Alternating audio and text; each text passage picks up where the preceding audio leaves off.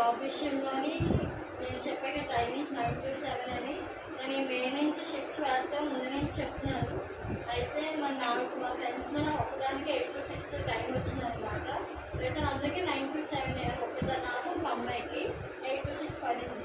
నాకు ఫోన్లో వేస్తాయా నేను తెలుసు కదా నాకు టైం అవుతుంది సార్ నేను వెంటనే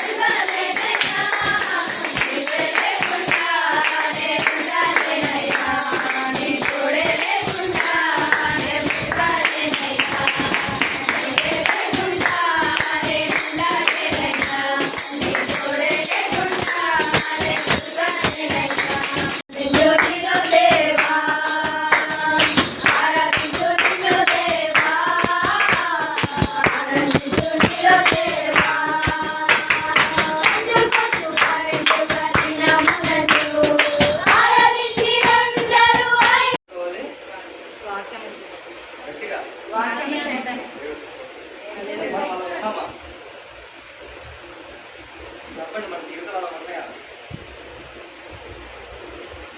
తర్వాత 9 చూడండి, 10 చూడండి.